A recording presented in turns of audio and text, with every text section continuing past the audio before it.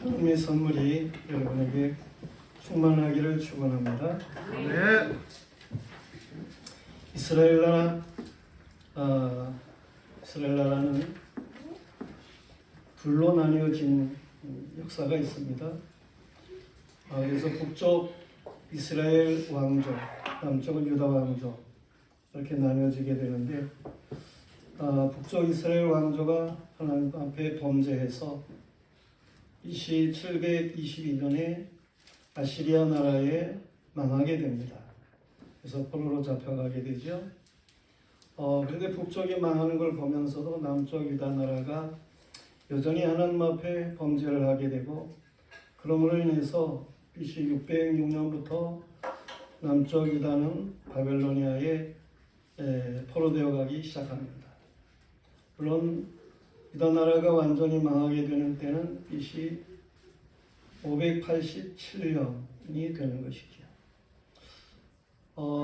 당시는 이제 바벨론 나라가 세계 제국으로 큰 나라로, 아수르 나라도 점령하게 되고, 그러므로 인해서 아수르에 이미 포로되어 갔던 북쪽 이스라엘 사람이나 남쪽 유다 백성이나 모두가 다 바벨론의 포로가 되어 있는 것과 같이 살아가게 되는 것인데, 하나님께서 예레미야 선지자에게 예언하심이 있습니다.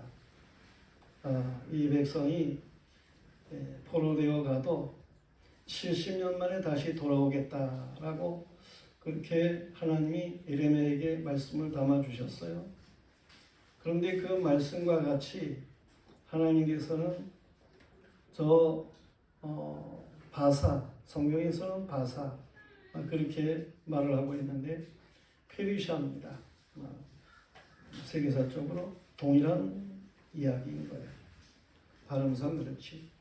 이 페르시아의 고레스 왕이 들어서면서 이제 포로된 그들을 다시금 돌려보내는 일이 있게 됩니다. 그래서 하나님이 이미 예레미야 선지자를 통해서 말씀하신 것과 같이 BC 537년에 이스라엘 백성들이 포로에서 돌아오게 되는 일이 있게 되는 것이죠. 그처럼 하나님의 약속의 말씀은 진실합니다. 그리고 고레스 왕이 이제 이스라엘 백성들 너희 돌아가서 예루살렘의 성전을 재건하라는 거예요. 그리고 나라를 위해서 너희가 좀 기도를 해라. 그렇게 말을 하게 됩니다. 그래서 이스라엘 백성이 돌아오게 되는 것이죠. 와서 성전을 재건하는데 또 거기에 반대하는 사람들이 있습니다. 사마리아 지역에 살고 있는 뭔가 이 혼혈족들, 그들이 성전 재건하는 것을 반대하는 일이 있어요. 그래서 성전 재건이 중단이 되었었는데, 다시 하나님께서 학개라고 하는 선지자와 스가랴라고 하는 선지자를 충동시켜서 성전을 재건하게 하는 일을 명하게 되는 것이죠. 오늘 이 스가랴, 하나님의 말씀을 받아가지고 말을 하게 되는 이 스가랴를 통해서 많은 말씀을 주셨지만, 오늘 마지막 스가랴를 통해서 주신 14장의 말씀에서 보면 여호와의 날에 대한 예언의 말씀을 주고 있습니다. 여호와의 많은 날들 중에서 보다도 결정적인 날, 그날에 대한 내용을 말씀하고 있음을 보게 되는 거예요. 이 그날이라고 하는 것은 최후의 날을 가리켜서 말을 하는 것인데, 말세의 최후의 날, 그 날에 대한 내용의 말씀은 예수님께서도 마태복음 24장에서 잘 말씀해 주고 있습니다. 감람산에서 예수님이 말세의 징조에 대해서 말씀을 하셨는데, 그 때가 가까우면 가까울수록 많은 사람들이 자신을 그리스도라고 말하는 사람들이 많아지겠다는 것입니다. 세계에는 그리스도라고 말하는 사람들이 많습니다. 우리나라에만 할지라도 문선명이니 박태선이니 등등 요새 신천지의 만이니 이런 많은 사람들이 마치 자기가 그리스도라고 그렇게 말을 하듯 행하는 것을 볼 수 있습니다. 그런가 하면 난리와 널리 소문이 있을 것에 대해서 말을 하고 말씀을 하셨어요. 민족이 민족을 그리고 나라와 나라를 대적해서 일어나겠다고 하셨습니다. 그런가 하면 곳곳에 기근과 지진이 있을 것에 대해서도 말씀을 하셨는데 지진 없는 때가 있었겠습니까마는 그러나 말세가 될수록 보다 더 지진의 빈도가 이제 강해지고 또 많아지고 세계적이고 그렇습니다. 이처럼 되어지는 모든 일들이 역시 말세의 징조다 그런 얘기죠. 그런가 하면 예수님이 말씀하시기를 제자들이 주님의 이름 때문에 잡히고 죽임을 당하는 미움을 받는 일들이 있을 것에 대해서 말씀하기도 했어요. 그래서 실족하는 일들이 있어지고 서로 잡아주고 미워하는 일들이 있을 것에 대해서 말씀을 하시면서 이 마지막 시대에 불법이 성하고 사랑이 식어질 것에 대해서 말씀을 하셨습니다. 거짓 선자들이 많이 일어나서 표적과 기사를 행하는 미혹이 있을 것에 대해서 말씀을 하셨는데 보다도 주시는 말씀은 그럼에도 불구하고 천국 복음이 온 세계에 전파될 것에 대해서 말씀을 하셨습니다. 이 당시 예수님 당시에는 유대인 몇몇만 믿게 되는 그러한 때였는데 그 복음이 세계에 전파될 것에 대해서 말씀을 하셨어요. 오늘날에는 세계에 복음이 전파됩니다. 나폴레옹이 말했던 것처럼 자신은 무력으로 세계를 제파하려고 했지만서도 실패를 했는데 이 예수 그리스도는 총이나 칼이 없이도 저런 세계의 복음이 세계의 나라를 지배하게 되는 일들이 있게 되었다라고 하는 것을 나폴레옹은 헬레나 섬에 유배되어 가지고 말한 일이 있습니다. 그래요. 예수 그리스도의 말씀하신 것과 같이 그리고 오늘 이 스가랴 14장에서 말씀하고 있는 것과 같이 그날에 대한 내용을 말씀을 주고 있는데 우리는 오늘 말씀에 준해서 이 말세 여호와의 날에 대한 이런 말씀을 생각하게 됩니다. 그날은 어떻습니까? 그날은 뚜렷하게 구별이 있는 날이다 라고 말씀을 하고 있어요. 전쟁으로 인해서 구별이 있을 것에 대해서 말씀을 주고 있습니다. 궁극적인 전쟁이라고 하는 것은 이방 나라들과 예루살렘 세력 간의 싸움인 거예요. 그것은 다르게 말하면 영적 전쟁이다 라고 하는 것입니다. 성읍의 절반이 사로잡혀 가려니와 성읍의 남은 백성은 끊어지지 않는다 라고 오늘 말씀하고 있는데요. 감람산에서 뭔가 둘로 나뉘어지는 그러한 일이 있을 것에 대해서 말씀하고 있습니다. 이 감람산에는 세계의 부자들이 묻히기도 하고 그런 산입니다. 거기 예수님이 승천하셨기 때문에 그래서 그곳이 대단한 장소라 생각을 해서 또 말세에 주님이 그곳에 오실 것에 대해서 말을 하고 있기 때문에 그곳에 세계 부자들이 묻히는 일들이 있고 그렇습니다. 그렇게 산자와 죽은 자의 구별이 있음에 대해서 말씀을 하는 것이기도 하고 그날에 하나님의 백성과 대적하는 세력의 구분이 있을 것을 말씀을 하심인데 마지막 때 그때에 가면 주님이 말씀한 것처럼 양과 염소가 뚜렷하게 구별이 됩니다. 이 하나님의 백성 그들과 대적하는 세력이 뚜렷하게 구별이 됩니다. 오른편에 있는 자와 왼편에 있는 자들이 그렇게 분명하게 나누게 된다고 하는 거예요. 거룩한 자들은 주와 함께 한다라고 하는 말씀입니다. 이처럼 전쟁으로 인해서 뚜렷한 구별이 있을 것을 성경은 잘 말씀해 주고 있어요. 그런가 하면 주님으로 인해서 나뉘어지는 것입니다. 그날은 주님의 발이 감람산에 서신다고 말씀하셨는데 이 감람산은 죽음에서 부활하신 예수 그리스도의 승천하시는 곳이에요. 오늘 말씀에서는 감람산이 동과 서로 갈라질 것에 대해서 말씀하고 있어요. 절반은 북으로 절반은 남으로 옮길 것이다 라고 말을 하고 있습니다. 이 역시 이제 영적인 전쟁으로 인한 구분에 대한 말씀이기도 하고 그렇습니다. 주님이 심판의 주로 결국에는 오시게 되는데 부활하신 주님은 제자들이 승천하심을 본 그대로 오신다고 하는 사실입니다. 이때의 지진을 피하듯 도망치는 사람이 있는가 하면 주와 함께 거룩한 자들이 있을 것을 말씀하는 거예요. 우리는 평소에 거룩해야 하는 것입니다. 아멘. 여호와께 속한 구별의 삶을 살아야 하는 것입니다. 아멘. 주님 오시는 그날에 우리가 주님의 편에 확실하게 함께하는 이러한 믿음의 사람들로 온전할 수 있는 믿음의 사람들이 되어야 하는 것입니다. 아멘. 주님 오시는 그날에 이스라엘 말로 마라나타 주여 오시옵소서 라고 우리가 환영할 수 있는 이런 믿음의 사람들이어야 하는 것입니다.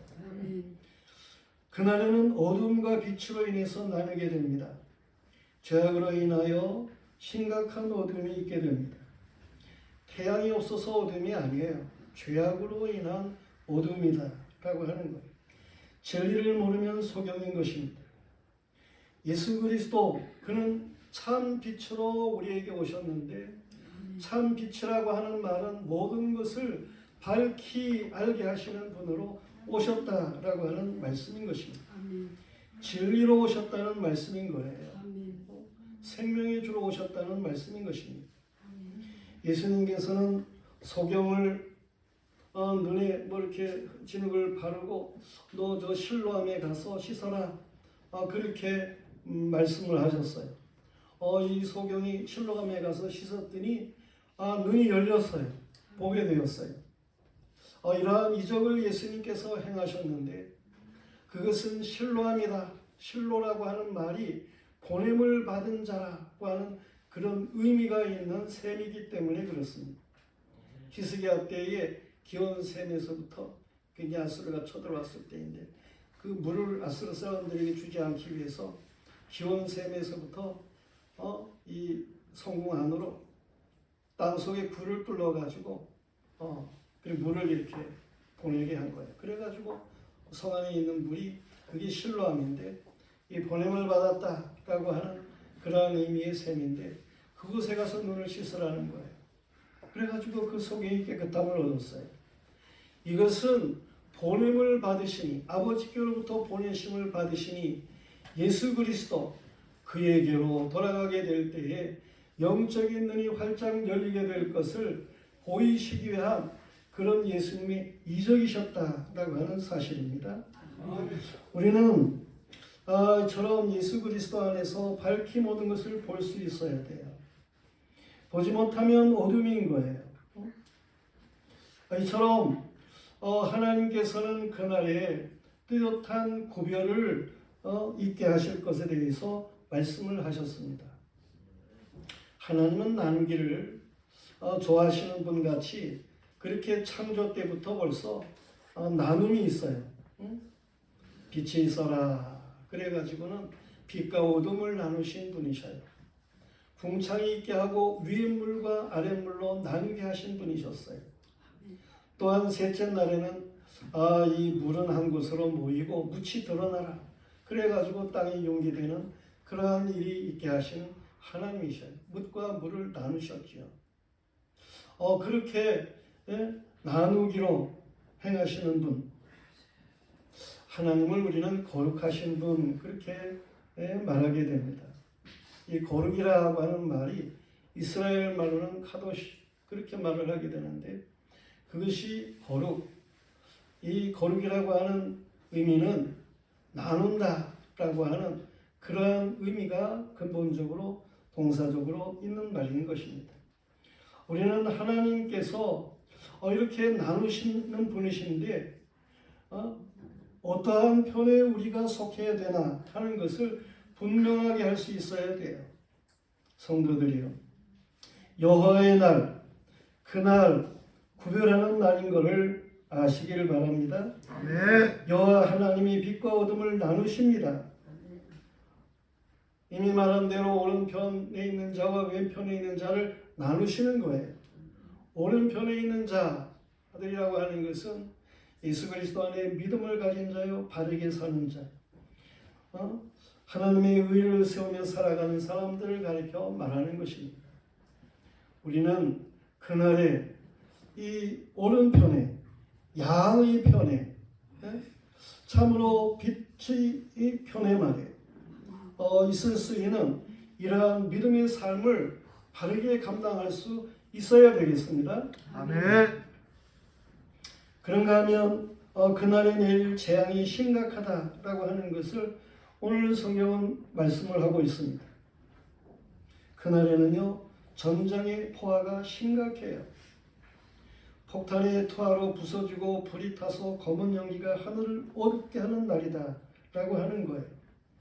예루살렘을 친 모든 백성에게 여호와께서 재앙을 내리시는 날이라 하고 말씀하고 있는데, 특별히 오늘 읽은 말씀 12절에 보면 예루살렘을 친 모든 백성에게 여호와께서 내리실 재앙은 이러하니 곧 섰을 때에 그들의 살이 썩으며 그들의 눈동자가 눈구멍 속에서 썩으며 그들의 혀가 입속에서 썩을 것이요 라고 말을 하고 있어요.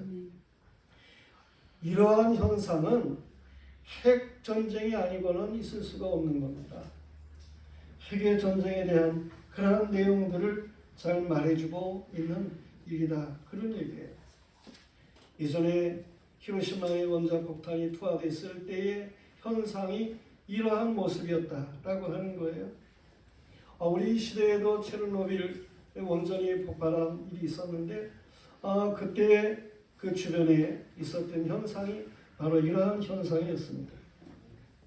오늘날의 세계는 핵의 위협 속에 살아가고 있어요.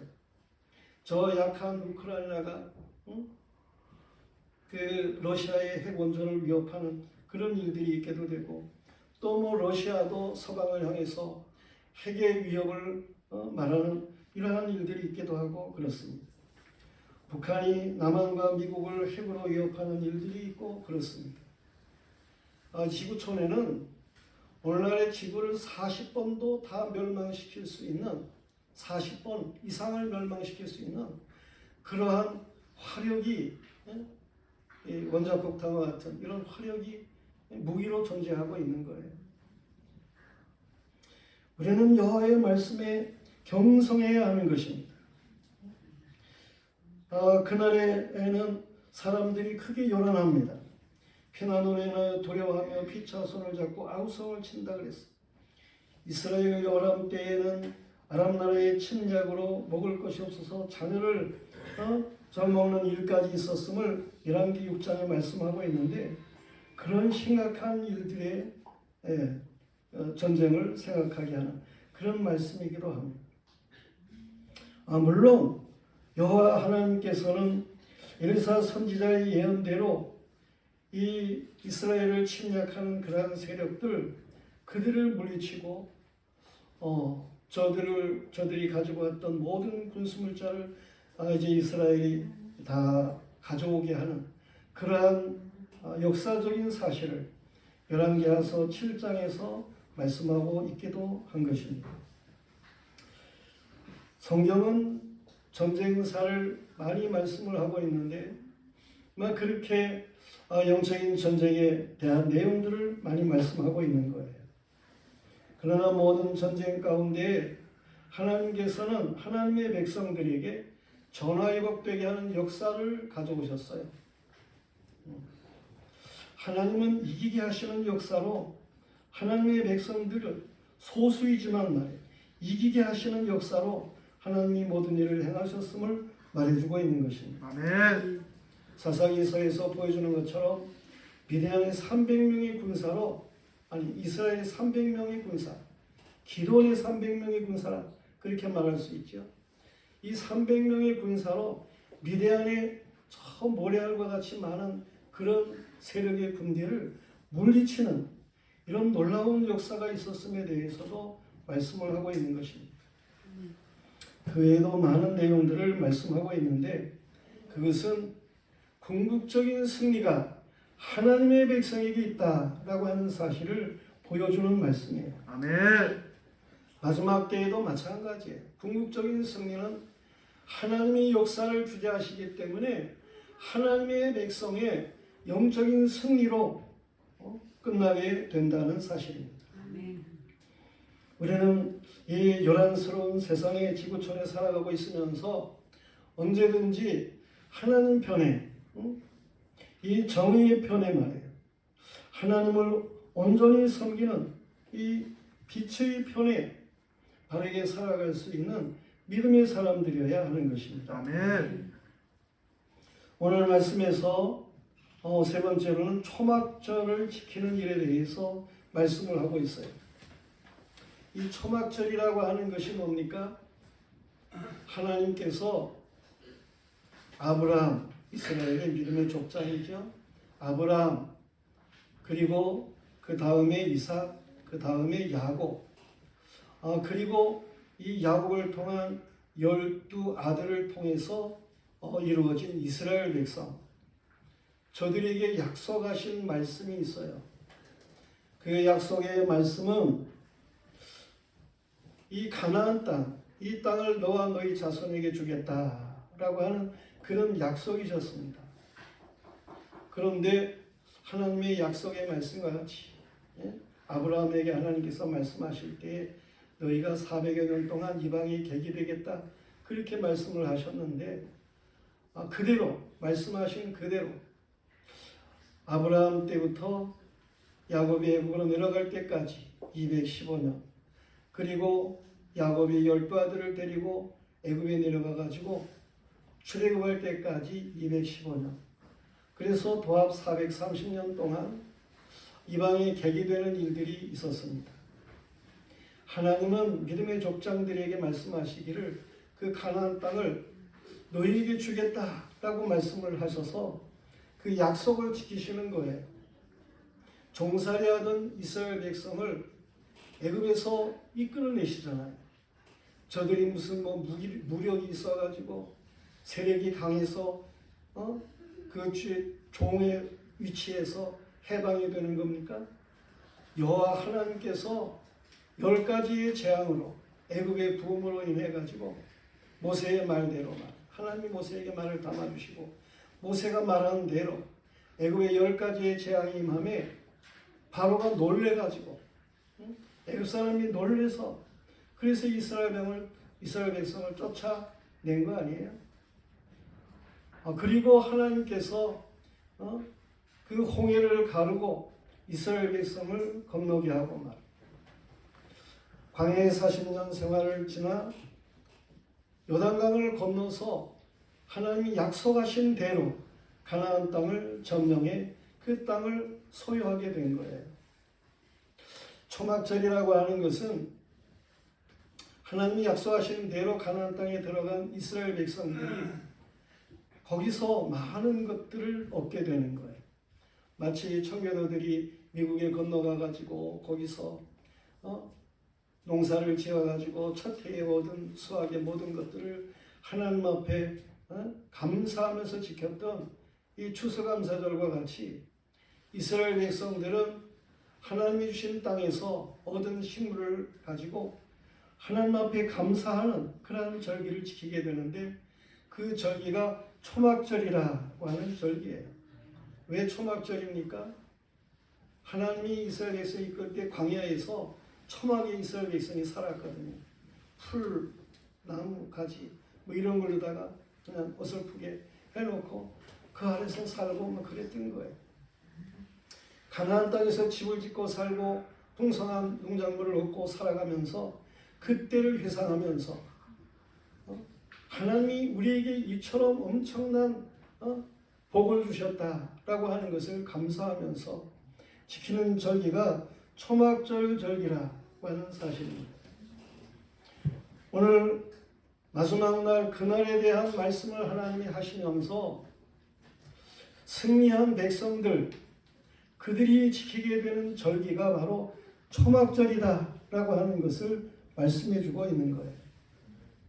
시대마다 남은 자가 있게 하시고 저들을 통해서 영광을 받으시는 하나님께서 그 마지막 날 그날에 구별된 하나님의 백성들을 통해서 초막절 열국이 하나님 앞에 지키게 되는 초막절이 있을 것에 대해서 말씀을 하고 있는 거예요. 이들은 남은 자들입니다. 하나님의 은혜의 사람들인 것입니다. 초막절을 지키지 않는 자들은 재앙이 있을 것에 대해서 17절에 말씀하고 있어요. 초막절을 모르는 사람들, 하나님의 은혜를 모르는 사람들 말이에요. 은혜를 모르고 감사할 줄 모르는 백성, 그들은 버려진 자들인 거예요. 여호와 하나님이 천하의 왕으로 행하시는 이러한 일들에 대해서 그 은혜에 감격할 줄 모르는 이러한 사람이어서는 안 되는 것이죠. 우리는 하나님께서 우리에게 주신 은혜에 대해서 감사할 줄 알아야 하는 것입니다. 아멘. 특히 예수 그리스도를 통해서 주시는 은혜는 요한복음에 말씀하고 있는 것처럼 은혜 위의 은혜라는 거예요. 모든 사람들이 누리는 일반적인 은혜가 있는데 예수 그리스도 안에 주시는 은혜는 그 은혜보다도 더 충만한 은혜 위의 은혜다라고 말씀하고 있는 거예요. 우리 영화교회 모든 성도들이 이처럼 은혜 위의 은혜를 누리며 살아가는 복스러운 믿음의 사람들이기를 축원합니다. 아멘. 은혜 위의 은혜를 해야 돼요. 그런가 하면 오늘 말씀에서는 그날 열국이 지키는 초막절 그때에는 말방울에까지 여호와께 성결이라 그렇게 기록하겠다고 20절에 말씀하고 있어요. 전에 저 하늘산 기도원에 가면 이천성 목사님이 계셨는데 그분이 은사 집회를 하면서 말을 하기를 이 하늘산에 올라오는 사람은 개만 방언 못하지 사람이라면 모두가 다 방언을 한다. 막 그런 얘기를 한 적이 있습니다. 그렇습니다. 우리 영화교회에 속한 모든 성도들 참으로 하나님의 은혜를 모두가 다 알고 여호와께 성결로 구별된 백성으로 말해요. 이 초막절의 영광을 돌리는 이러한 믿음의 사람들이어야 되겠습니다. 아멘. 오늘이 뭐하는 날인지 알지도 못하고 그러면서 행해서는 안 되는 거죠. 믿음의 사람이라고 할 것 같으면 하나님이 천지의 주제시구나. 하나님이 모든 것들에 우리에게 필요를 따라 허락하시는 겁니다. 무엇보다도 예수 그리스도 안에 구원의 은총을 주시고 우리를 인도하시는구나. 이 귀한 은혜를 감격하며 하나님께 영광을 돌릴 수 있어야 하는 것입니다. 아멘. 열국의 초막절에 우리가 참여하는 자가 되어야 하는 것입니다. 다시 말씀을 정리하며 여호와의 그날은 전쟁의 날입니다. 역사의 주체가 여호와셔요. 여호와께서는 내가 이방 나라들을 모아 예루살렘과 싸우게 하겠다라고 말씀을 하셨습니다. 물론 악의 세력이 여호와를 대적해서 일어나는 그러한 전쟁인데 에스겔서 38장 말씀에서도 그 전쟁에 대한 내용을 얘기를 하고 있습니다. 그런데 그 에스겔 38장 말씀에 가보면 로스, 곡, 마곡, 고멜 막 이러한 세력들 그 이제 곡이라 그렇게 말을 하게 되는데 거기에 로스 쪽도 포함되고 그러는데 그들이 모두가 다 저 러시아에 집결한 러시아에 살고 있는 그러한 족속들을 가리켜서 말하는 것입니다. 러시아 사람들을 로스께 그렇게 얘기를 하는데 그 에스겔 38장에 나오는 로스가 바로 그 표현의 말인 거예요. 저들은 공산주의자들입니다. 이제 저들이 이 러시아가 말이에요. 흑해로 나오려고 그래서 흑해로 나오게 되면 그러면 이제 거기서 터키 서쪽에 있는 에게해를 거쳐가지고 지중해에다가 진입을 하게 되는 거예요. 러시아는 우크라이나 땅의 20% 정도 동편을 점령하고 있는 거 아닙니까? 저 북쪽의 키이우 그쪽을 요즘에 많이 공격을 하게 되고 그러는데 트럼프가 들어서면은 이제 그만 이렇게 하는 그런 중재를 하게 되고 그러면 못 이기는 척하고 전쟁을 마치는 것과 같이 할 수도 있을 수 있습니다. 그런데 그 키이우의 전쟁을 요새 강하게 하고 있는 것은 그 키이우하고 쭉 이 흑해하고 연결되는 드네프르강이 있어요. 그 강이 있어가지고 그 강 동쪽 편 그것을 이미 거의 점령한 그런 지역이지만 그것을 완전히 러시아 거로다가 확실하게 하려고 하는 그러한 일들이 있게 되는 거예요. 그러면 뭐 흑해는 자동적으로 러시아가 주관하는 뭐 그러한 지역이 되고 마는 것입니다. 마지막 전쟁에는 여호와의 이름으로 일컫는 곳에 대적이 일어나게 되는데 이들이 그렇게 흑해로 나와가지고 그 터키 서쪽의 에게해를 거쳐가지고 지중해로 나오게 되면 그러면 이 지중해라고 하는 것이 유럽과 아시아와 아프리카를 다 연결하는 바다이기 때문에 그래서 세계의 중심인 지중해라 그렇게 말을 하는 거예요. 그러한 곳을 점령하게 되면서 자신들의 세력을 펼치겠다라고 하는 그런 야욕이 있는 것입니다. 그런 마지막 전쟁을 성경에서는 아마겟돈 전쟁이라면 그렇게도 이야기를 하게 되는데 그 지중해 변 쪽에 이스라엘 땅인 무기또 그곳이 그 장소가 아닌가 이렇게들 말을 하게 되는 거예요. 우리는 이러한 상황 속에서 하나님 앞에 정말 바르게 믿음의 생활을 해야 하는 것입니다. 아멘. 마지막 시대에 기독교를 대적하는 세상 정권의 강팍해짐은 영적 전쟁에 정해진 수순인 거예요. 마지막 전쟁에 개입하는 주님의 발이 예루살렘 앞 동쪽 감람선에 서십니다. 그 전쟁은 하나님의 백성이 승리하도록 물론 되어 있는 전쟁인 거예요. 우리는 하나님 앞에서 이 영적인 전쟁 이러한 모든 것 앞에 믿음을 온전하게 가지고 행할 수 있어야 되는 거예요. 아멘. 물론 우리의 전쟁은 칼과 이 총이나 이런 육에 속한 전쟁이 아닙니다. 우리의 전쟁은 영적인 전쟁이에요. 믿음으로 복음으로 세계를 제패하는 이러한 전쟁인 것입니다. 사랑의 전쟁인 거예요.